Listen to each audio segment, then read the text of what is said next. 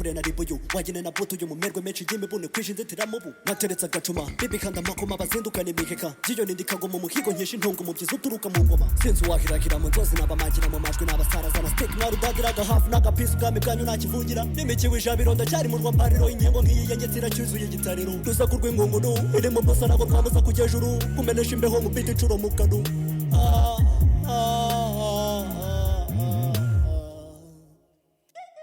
ngofero n'igikinga batanzi barampimba kanya gato ntakora mu nganzo n'umusonga simvuga mu budimi cyangwa ngo mvange indimi ndikombineza ikoruza bakanga muri shimi ndakatana na rwana ndubwira mu matwara ndicyorezo barwara ndakwica muri saka bagipima irobo biti z'ibikoco nyabusa mwarazimiye nsigara n'agafoto naburashisha inkota byaba inzozi urota zamenya ko ntawe amazi kuko mfite inyota rushiye mu mucanga bazi bacamo ibice mu bugi bw'umupangu nabweho cy'abakanga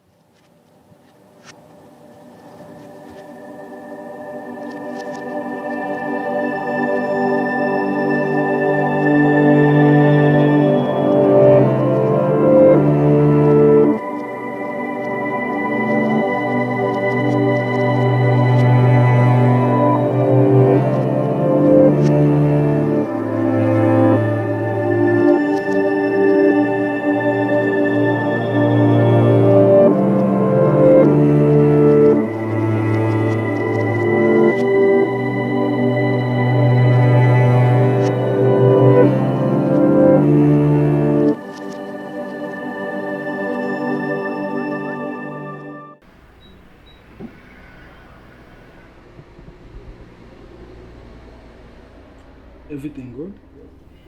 Nabirenze boss. Aba mwigirije. Ambo araburaho utuntu dukeya ariko vuba ndabisoje. Okay. Ngiye nisa.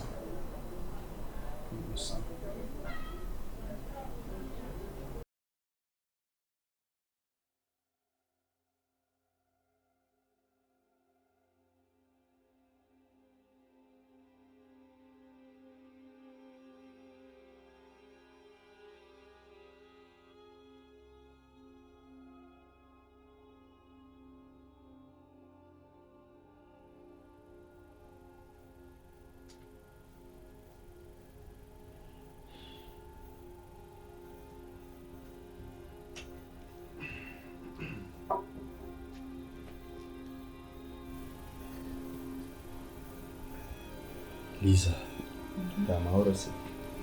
Yego NAMWE. Ariko impamvu iri gutuma ushaka inzu cyane nawe ishobora kubikumira. Ntabirenze nuko nabonye akazi i Kigali. None se mbere y'umukozi nawe usanzwe utuye?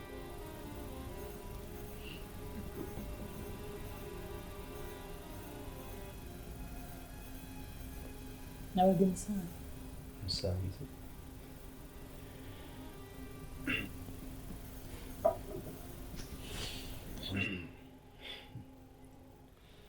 Ese ubu uri guturaho imbere yo kubona aho kuba? Mfite inshuti twiganye secondary school niho ndi kuba mu gihe nshakisha iwanjye.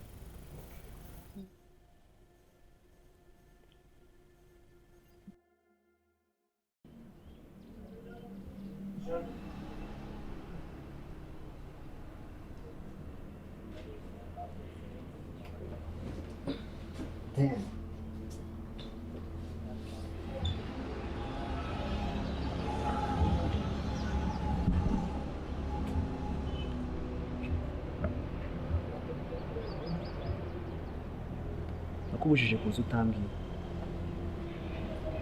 Nje kukomeza ikibazo kirimo. Nta kibazo ariko kuza utambwiye winjira gutyo gusa. Ntabwo boss abifashe neza. Iriya niwe boss wawe? Hari ikibazo kirimo kuba ari boss wawe? Iriya ntiyambere boss. Ibyo ni imyumvire yawe n'imyemerere yawe. Turaza kuvugana ariko none ahatembera. Sawa numvise. Ngaho ugenda. noneho